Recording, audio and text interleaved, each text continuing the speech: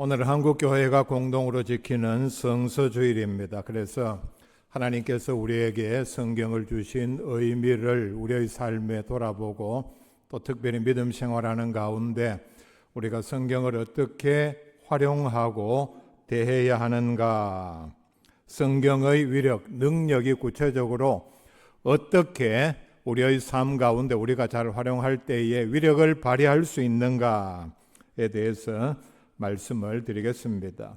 제일 먼저 중요한 것은 성경은 하나님의 말씀입니다. 외적으로 사람이 쓴 것처럼 보여도 어디까지나 하나님께서 주신 영감으로 성령의 감동으로 기록된 분명히 하나님의 말씀입니다. 성경은 절대로 사람의 글, 사람의 문학 작품이 아닙니다. 하나님께서 우리에게 주시고자 하는 모든 말씀을 성경을 통해서 우리에게 글의 형태로 주셨다는 것을 성경은 분명히 말씀을 합니다. 그렇기 때문에 성경은 하나님께서 하나님의 자녀들에게 주신 가장 귀한 선물입니다. 성경의 내용을 보면은 우리가 우리의 모든 죄를 용서받고 구원받는 길, 천국에 들어가는 방법, 천국에서 영생 복락을 누리는 방법을 자세하게 분명하게 설명을 하고 있습니다. 이런 내용, 방법들에 대해서 적어도 성경을 하나님의 말씀이라고 믿는 믿음으로 읽으면은 이 방법에 대해서, 이 길에 대해서는 어느 누구도 헷갈리지 않습니다. 너무나도 분명하게 우리에게 말씀을 하고 있기 때문입니다. 그리고 우리가 살아가면서 어떻게 하면은 하나님을 기쁘시게 할 수 있는가 하는 방법까지도 자세하게 알려주고 있습니다. 자, 제가 드린 이 말씀만 보면은 이것보다 더 귀한 선물은 우리에게 없습니다. 성경이 성경에 대하여 뭐라고 말씀을 하는가? 제가 몇 구절에서 읽어드립니다. 요한복음 20장 31절에 보면은 오직 이것을 기록함은 너희로 예수께서 하나님의 아들 그리스도이심을 믿게 하려 함이요 또 너희로 믿고 그 이름을 힘입어 생명을 얻게 하려 함이니라. 성경을 우리에게 주신 목적을 가장 분명하게 또 간결하게 말씀을 했습니다. 즉 예수 그리스도를 믿어서 우리로 하여금 구원을 얻게 하기 위함이다. 자, 분명히 말씀을 하고 있죠.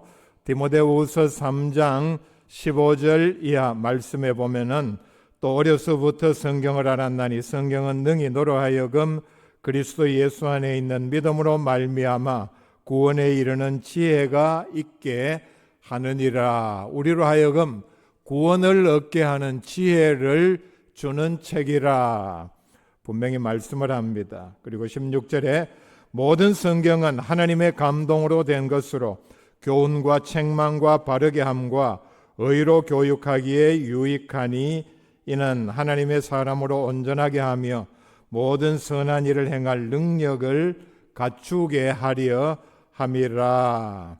성경을 기록한 목적, 성경이 우리 가운데서 우리가 믿음으로 받아들이고 읽을 때에 어떤 역할을, 능력을 발휘하는가 하는 것을 분명히 말씀을 합니다. 히브리서 4장 12절에 하나님의 말씀은 살아있고 활력이 있어 좌우의 날선 어떤 검보다도 예리하여 혼과 영과 및 관절과 골수를 찔러 쪼개기까지 하며 또 마음의 생각과 뜻을 판단하나니 말씀을 하고 있습니다. 하나님의 말씀은 분명히 살아있고 활력이 있다, 능력이 있고 위력이 있다, 사람을 변화시키는 능력이 있다는 것을 말씀을 합니다. 자, 여러분, 세상에서 많은 글들이 있고 책이 있습니다. 10년 전에 쓴 글, 아니면 50년 전에 쓴 글을 보면은 요즘 와서 도저히 맞지 않는 그런 내용들이 있죠. 자, 무슨 얘기냐? 죽은 글이라는 얘기입니다. 그런 글을 살아있다고 할 수 있습니까? 그리고 사람에게 해악을 끼치는 내용, 거짓을 말하는 내용, 자, 이런 걸 보고 양식 있는 사람이, 이성이 있는 사람이, 야, 이 글은 참 살아있네, 능력이 있네. 10년 전에 쓰였지만은 어떻게 이렇게 미래를 내다보고 정확하게 이런 일들을 얘기를 했는가 동의하는 사람은 없을 것입니다. 얼마나 많은 글들이 별 내용 없이 전하는 내용도 분명하지 아니하고, 그리고 의미 없이 사람의 생각만 혼란하게 하고 타락시키는 그런 글들이 많습니까? 요한복음 8장 32절에 진리를 알지니 진리가 너희를 자유롭게 하리라. 진리는 바로 하나님의 말씀을 통해서 우리에게 주시는 진리를 가리킵니다. 즉 성경의 핵심 내용입니다. 성경 그 자체라고 해도 됩니다. 그런데 우리가 이 진리를 알면은 이 진리가 우리를 자유롭게 하리라 말씀을 했습니다. 어디로부터? 죄와 사망, 영원한 저주와 형벌로부터 우리를 자유롭게 한다. 놀라운 능력이 있는 말씀이라는 뜻입니다. 자, 읽어드린 말씀 바로 앞에 12절에 보면은 이 땅에서의 우리의 믿음 생활은 분명히 영적인 전투라 말씀을 했습니다. 예수 그리스도의 보혈의 공로로 구원을 받고 믿음 생활하는 사람은 이 땅에서의 우리의 믿음 생활이 무엇이다라는 사실을 분명히 깨달아야 합니다. 내가 믿음 생활 시작한 이후로부터 천국을 가는 그때까지 분명히 우리는 한시도 방심할 수 없는 영적인 전쟁 상태라는 사실을 분명히 깨달아야 합니다. 죄와 유혹, 마귀의 권세로부터 늘 우리는 우리 자신 믿음을 지키고 그리스도의 영적인 군사로서 교회를 지켜야 할 의무가 있는 군사라는 뜻입니다. 11절 말씀에 보면은 마귀의 간계를 능히 대적하기 위하여 하나님의 전신 갑주를 입으라 말씀을 하고 13절부터 17절까지 우리가 갖추어야 할, 자, 그렇다면은 영적인 전쟁에 나가야 하는데 빈손으로 맨몸으로 나갈 수는 없습니다. 훈련을 받고 무기를 갖추어야 하는데 영적으로 우리가 전쟁을 하는데 갖추어야 할 무기를 분명히 말씀을 합니다. 13절에 보면은 하나님의 전신 갑주를 취하라. 14절에 보면은 진리로 너희 허리띠를 띠고 그 뒤에 나오는 우리의 가슴을 보호하는 호심경, 아마 옛날 번역에는 흉배라고 했을 것입니다. 신을 신고 16절에 방패를 가지고 구원의 투구를 쓰고, 자, 제가 지금까지 말씀한 모든 것은 방어를 위한 장구입니다. 무기라고도 할 수 있습니다. 전쟁에 나갈 때는 공격 무기 못지않게 방어 무기도 매우 중요합니다. 텔레비전에서 실험하는 그 화면을 봤습니다. 철모, 그냥 보통 쇠로 만든 것이 아니라 특수강으로 만든 철모를 놓고 총을 쏘는데 그 철모를 뚫지 못하고 총알이 다 튕겨나가는 그런 모습을 봤습니다. 이걸 쓴 것과 쓰지 않은 것과 엄청난 차이가 있겠죠. 방탄조끼도 마찬가지입니다. 오래전에 개발이 됐는데 특수 섬유로 보기에는 과연 이게 총알을 막을 수 있겠는가 싶지만은 총알이 뚫지 못하는, 그래서 선진국에서는 경찰도 현장에 출동할 때 착용하고 나가는 그런 방어 무기입니다. 자, 그런데 17절 말씀 뒷부분에 보면은 성령의 검 곧 하나님의 말씀을 가지라. 유일한 공격 무기로서 하나님의 말씀을 가지라 말씀을 합니다. 두 가지 놀라운 복합적인 성격을 여기서 말씀을 합니다. 말씀, 그냥 말씀이 아니라 하나님의 말씀이요, 이것이 바로 성령의 검이다. 그래서 하나님의 말씀을 가지고 마귀의 관계를 능히 대적하기 위하여, 그 다음에 12절 말씀 뒷부분에 우리의 영적인 전투의 중요한 성격을 말씀을 하는데, 통치자들과 권세들과 이 어둠의 세상 주관자들과 하늘에 있는 악의 영들을 상대하기 위해서 우리가 중요한 하나님의 말씀, 성령의 검을 가져야 한다 말씀을 합니다. 12절 뒷부분에 보면은 우리가 싸워야 할 영적인 전투의 대상을 분명히 명시를 하고 있습니다. 11절에는 제일 먼저는 마귀의 관계라 그랬죠. 자, 12절 말씀 뒷부분에 통치자들과 권세들과 이 어둠의 세상 주관자들과 분명히 땅에 있는 권력을 가진 자들도 전부는 아니겠습니다마는 이런 악의 영들과 같은 우리의 영적인 전투의 대상이다. 자, 그렇다면은 이런 영적인 전투를 위해서 우리가 하나님의 말씀, 성령의 검을 어떻게 활용해야 하는가 준비를 해야 하는데, 첫째 단계는 읽으라입니다. 성경 말씀을 반드시 읽어야 합니다. 때로는 또 그런 자리가 주어졌을 때는 혼자 있을 때에도 소리를 내어서 읽어야 합니다. 그냥 소리 없이 읽을 때보다 우리 뇌가 동시에 소리를 들을 때에 눈과 함께 뇌에서 인지되는 효과가 분명히 상승하는 그런 작용이 있습니다. 하나님의 말씀을 생명의 양식이라 우리가 그렇게 부릅니다. 생명의 양식이라는 말은 우리의 영이 살기 위해서 영혼의 양식이라고도 하는데 반드시 읽어야 한다는 뜻입니다. 그래야 우리의 영이 살기 때문입니다. 자, 그렇다면은 우리가 영적으로 성경을 읽지 않는 것은 음식을 먹지 않는 것과 같습니다. 성경을 읽지 않는 신자, 이 말 자체는 모순입니다. 성경을 읽지 않는데 어떻게 신자라고 할 수 있습니까? 성경을 읽지 않는 신자는 문자 그대로 죽은 신자입니다.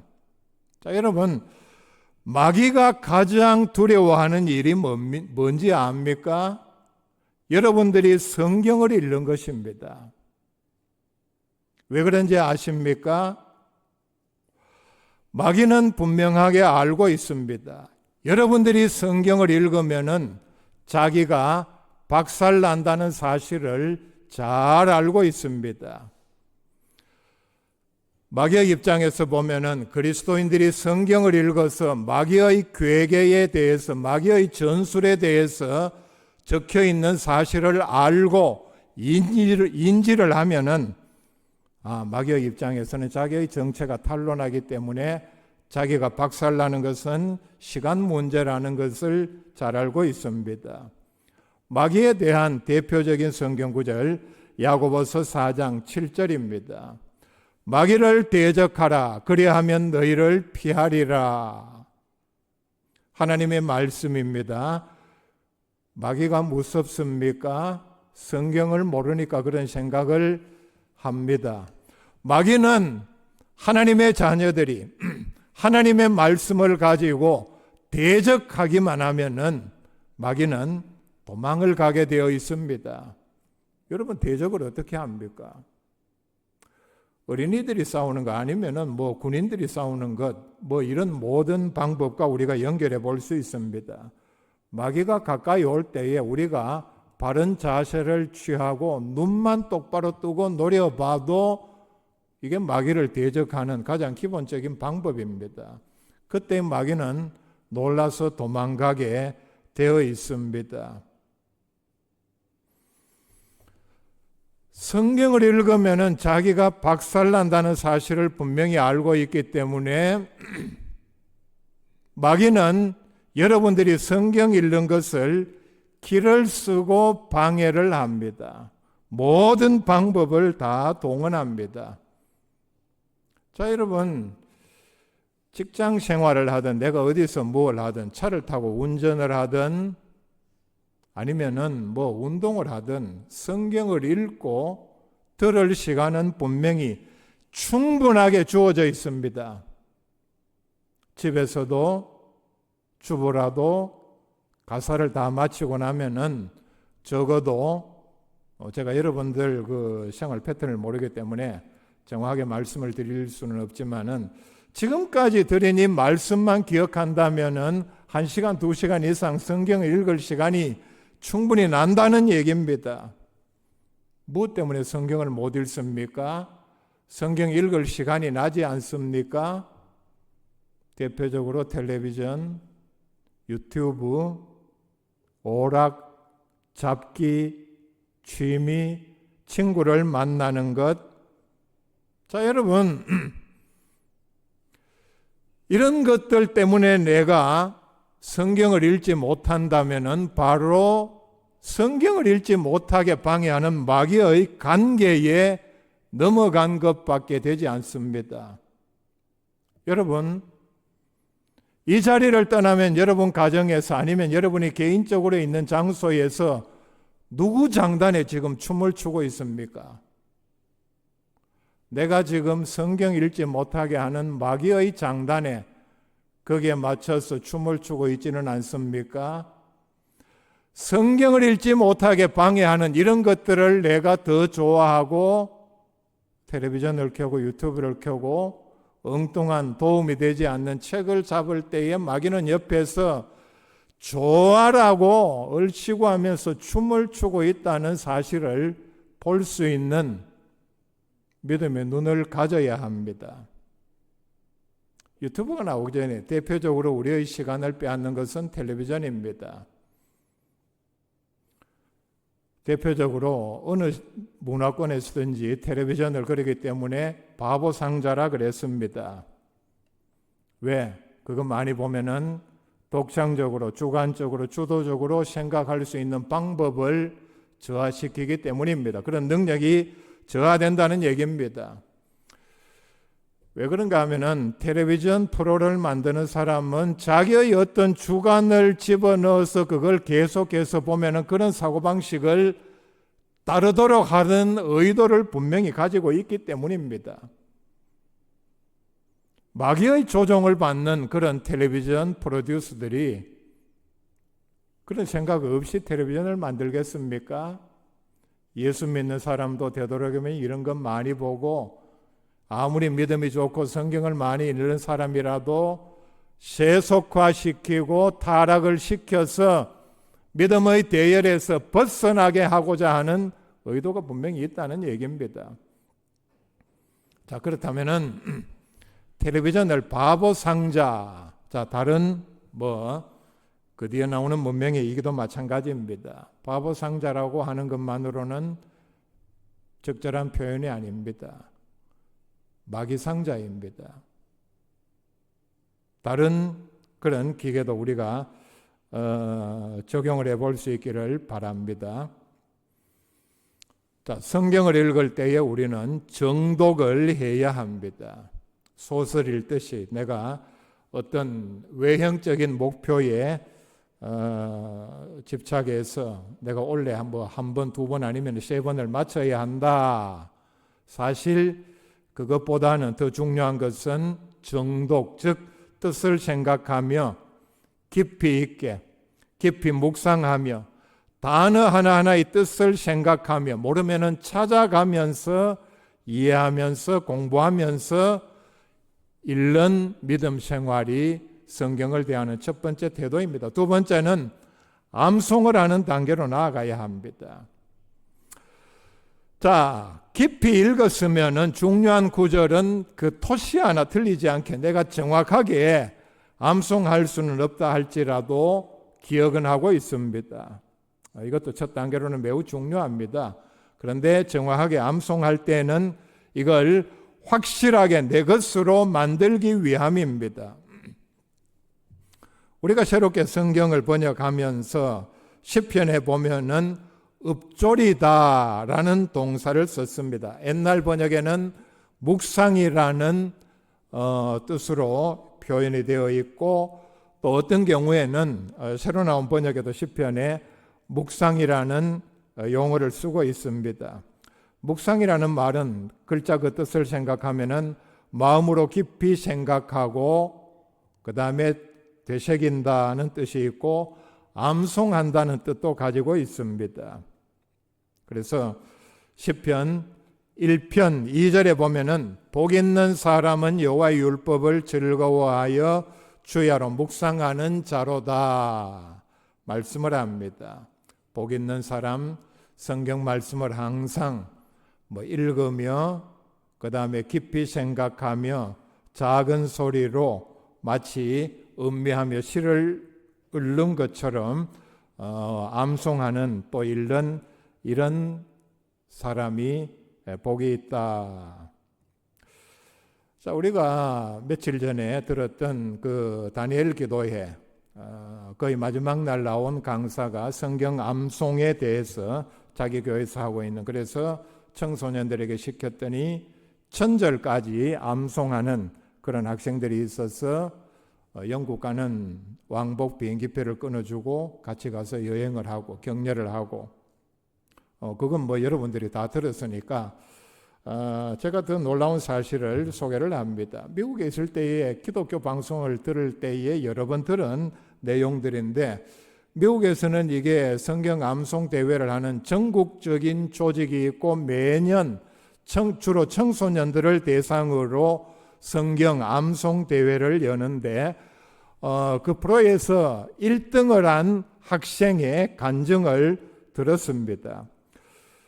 미국의 경우에 전국 성경 암송 대회에서 1등을 하는 상위권에 든 학생들은 3000절을 암송을 한다. 3009절을 암송을 한다. 여러분, 성경 전체가 몇 구절인지 아십니까?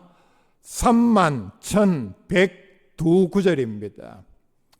31,102구절. 자, 30,000구절이라 해도 3000절을 암송을 하면은 성경의 10분의 1을, 그러니까 테스트할 때 적어라 아니면 말로 하라 할 때에 토시 하나 틀리지 않고 적을 정도로 암송을 한다.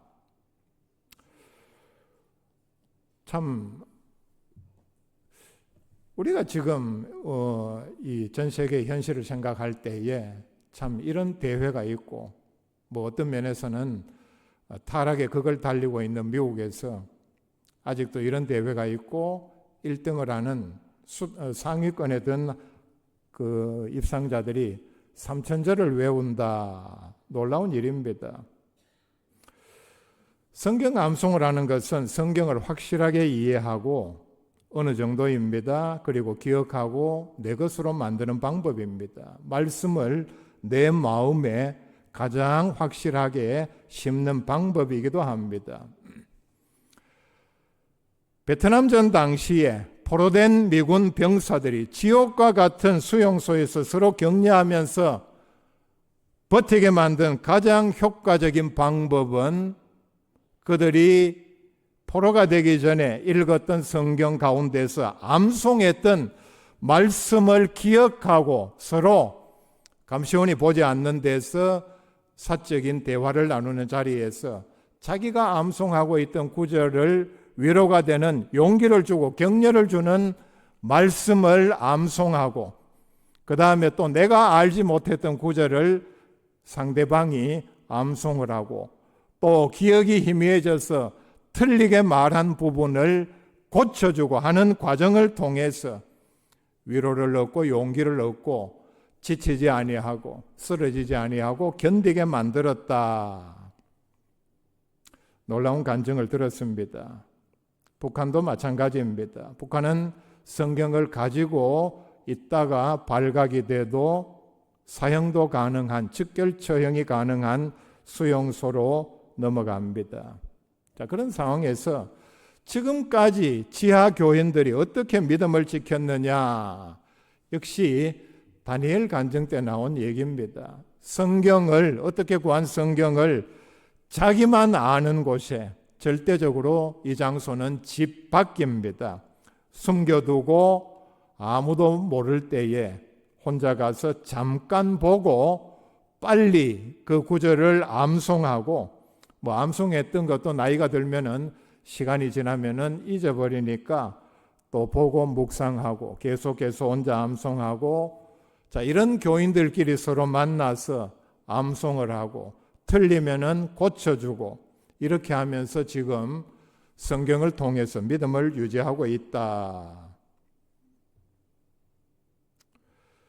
성경을 암송하는 것은 확실하게 내 것으로 이렇게 만드는 방법입니다. 그래야만이 내가 어떤 위기, 염려 가운데 아니면 두려움에 떨고 있을 때에 또 실패해서 좌절할 때에 그 말씀을 기반으로 하나님의 음성을 들을 수 있습니다. 똑같은 하나님의 음성을, 성령의 감동을 들을 때에 내가 하나님의 말씀을 미리 많이 알고 이해하고 암송하고 있는 것과 전혀 그렇지 않은 것과는 엄청난 차이가 있습니다. 내가 두려워할 때에, 그런 상황에 처했을 때에 내가 읽었고 이해하고 있고 암송했던 두려워하지 말라는 음성이 더 생생하게 들려질 수밖에 없다는 얘기입니다. 내가 슬픔과 실패, 좌절 가운데 쓰러져 있을 때에 성경에 그런 구절이 나오죠. 여호수아에게 대표적으로 하셨습니다. 일어나라. 모세가 죽고 난 다음에 여러분 여호수아만 이런 얘기를 들을 자격이 있습니까? 내가 일어나라 하는 하나님의 음성을 들을 수만 있다면은 외적으로 어떤 슬픔, 좌절, 실패 전혀 문제가 되지 않습니다. 인생살이에 힘들어서 허덕이고 있을 때에 포기할까 싶은 마음도 있을 때에 예수님께서 하신 말씀, 수고하고 무거운 짐진 자들아 다 내게로 오라. 이런 음성을 우리가 내가 암송하고 있는 말씀을 기반으로 해서 들을 수 있어야 합니다. 외로울 때에 예수님께서 주신 말씀, 이제부터 너와 나는 친구다. 두려움에 떨고 있을 때에 예수님께서 하신 말씀이 있죠. 내가 세상 끝날까지 너희와 함께 있으리라. 자, 여러분, 세계 그리스도인들과 다르게 우리나라 그리스도인들 가운데 점치러 가는 사람들이 그렇게 많다고 합니다. 점치러 가고 싶을 때에 예수 믿는 사람이 그러면 하도 답답해서 그렇게 하겠죠. 여러분, 사울 왕이 신접한 여인에게 찾아갔다가 바로 얼마 뒤에 얼마나 비참한 최후를 맞았다는 사실을 그 구절은 이렇게 좀 기니까 암송은 아니라 할지라도 이해하고 기억하고 있다면은 찾아가지는 않을 겁니다. 그래도 찾아간다면은 참 남감한 사람입니다. 분명히 말씀을 드립니다. 그렇다고 해서 암송이 만능은 아닙니다. 제가 이 말씀을 준비하면서 제가 메모했던 거 과거에 이렇게 다 찾아보니까 신학교 다닐 때 성경 해석학 시간에 들은 중요한 이건 내가 잊어버리면 안 되겠다 싶어서 기록한 메모를 찾았는데 그 성경 해석학 시간에 첫 마디로 교수님께서 하신 말씀이 뜻을 모르면서 암송만 하는 것은 별 의미가 없다는 뜻으로 그 당시에 몇 오래전입니다. 교수님 말씀하시기를 우리나라의 신약 전체, 잠언 전체를 외우는 유일한 사람이 있는데 지금 교도소에 있다. 참 우리끼리 얼마나 통탄할 일입니까? 더 놀라운 말은 전과 7범이다. 참 기가 막힐 노릇이죠. 여러분, 성경을 외우기 위해서 노력합니까? 신약 전체를 잠언까지 통째로 외우고 있는 사람이 교수님 말씀에 우리나라에 유일하게 한 사람인데 지금 교도소에 또 전과 7범에 수감되어 있는 상황이다. 또 하나 더, 아무리 많은 구절을 외워도 31,000여 구절이라 했죠. 아무리 많은 구절을 외워도 행하지 않으면은 그건 녹음기에 불과합니다. 녹음기는 생명이 없죠. 스위치 누르면 그냥 테이프 넣은 대로 돌아간다는 얘기입니다. 예를 들어 보겠습니다. 충성 봉사 전혀 하지 않으면서 네가 죽도록 충성하라. 그래야면 내가 생명의 관을 네게 주리라. 무의식 상태에서도 잠꼬대로 마취되어 있는 상태에서도 자동적으로 이 말씀이 나올 정도로 암송한들 그게 무슨 의미가 있습니까? 늘 염려하면서 참 주변에 봐도 얼굴에 수색이 가득하고 저러다가 병나는 것 아닌가. 이런 사람이 너희는 마음에 근심하지 말라. 하나님을 믿으니 또 나를 믿어라. 잘 아무리 잘 외워도 그게 무슨 의미가 있습니까? 참 인색해서 남에게 베푸는 것 하나 없고 받기만 좋아하는 사람이 주는 것보다 받는 것이 복이 있다. 여러분, 자다가도 외울 정도로 숙달이 된들 무슨 의미가 있습니까? 세 번째, 활용하라. 오늘 말씀에서 말씀하라 합니다. 무기라고 말씀을 했습니다. 필요할 때마다 활용을 해야 합니다. 무기는 절대로 가지고 있는 것만으로는 아무런 의미가 없습니다. 무기를 잘 활용하려면 사용법을 읽고, 제가 첫째로 말씀을 했죠. 이해를 하고 두 번째 암기하는 것으로는 부족합니다. 암기도 해야 되겠죠. 활용을 해야 합니다. 무기는 여러 가지가 있습니다. 옛날에는 주먹도 무기였습니다. 칼, 총, 또 첨단 무기가 있습니다. 그런데 잘 활용하기 위해서는 연습을 하여서 숙달이 되어 있어야 제대로 활용을 할 수 있습니다. 모든 무기는 원시적인 것부터 첨단에 이르기까지 연습을 많이 하면은 뇌에 저장이 되고 근육에 새겨집니다. 운동을 하는 선수들이 같은 동작을 여러 번 반복하는 것은 바로 뇌에 저장을 하고 근육에 새기기 위함입니다. 무술 군사훈련도 마찬가지입니다. 성령의 검 곧 하나님의 말씀이라고 했을 때 하나님께서 우리에게 주셨다는 얘기입니다. 내가 만든 무기가 아닙니다. 필요할 때 사용하라고. 성령의 검이라는 말은 내가 이걸 쓸 때 정당하게 쓰면은 성령께서 역사하신다는 뜻입니다. 자동적으로 위력을 발휘를 합니다. 마귀가 예수님을 시험할 때에 예수님께서는 말씀만으로 물리쳤습니다.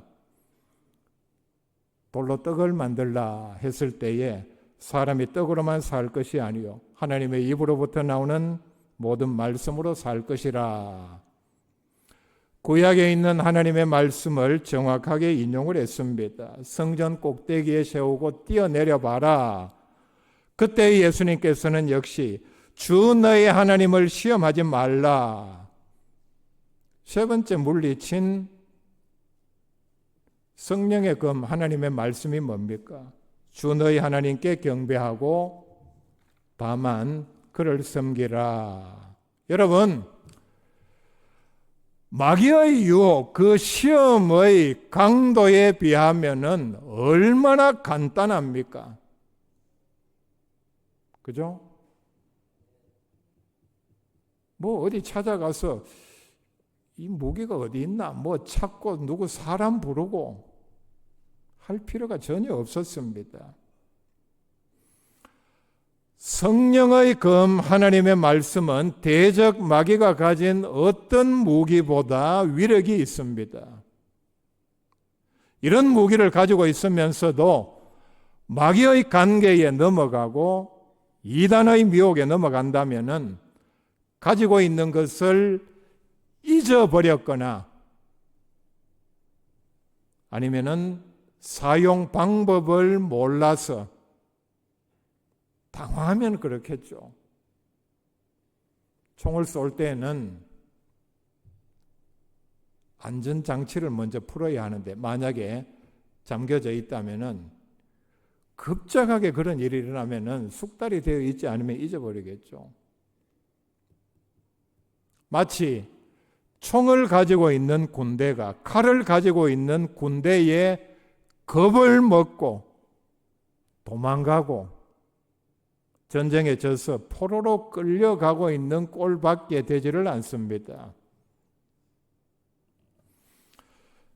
요한복음 14장 26절에 보혜사 곧 아버지께서 내 이름으로 보내실 성령 그가 너희에게 모든 것을 가르치고 내가 너희에게 말한 모든 것을 생각나게 하리라. 성령께서 하나님의 말씀에 역사하신다는 뜻입니다. 읽었고 또는 암송했다 해도 잊을 수도 있겠죠. 빨리 생각이 나지 않을 수도 있습니다. 그때의 성령께서 제일 뒤에 보면은 모든 것을 생각나게 하리라. 내가 너희에게 말한 모든 것, 즉 아마 예수님께서 제자들에게 직접 말씀하신 내용은 우리가 상상도 할 수 없을 정도로 엄청날 것입니다. 그래서 요한복음 같은 경우는 요한이 예수님으로부터 말씀을 듣고 난 다음에 수십 년 뒤에 기록을 할 수가 있었습니다. 그리고 우리가 박해를 당할 때 이길 힘과 지혜를 주십니다. 마태복음 10장 19절 이하에 너희를 넘겨줄 때에 어떻게 또는 무엇을 말할까 염려하지 말라. 그때에 너희에게 할 말을 주시리니 말하는 이는 너희가 아니라 너희 속에서 말씀하시는 이 곧 너희 아버지의 성령이시니라. 우리가 박해를 당할 때에 성령께서 우리 가운데서 하나님의 말씀과 함께 더불어 이렇게 역사를 하신다. 우리에게 주신 성령의 검 하나님의 말씀의 능력을 믿는 믿음으로 읽고 내 것으로 만들어서 활용하는 능력 있는 그리스도인들 다 될 수 있기를 바랍니다.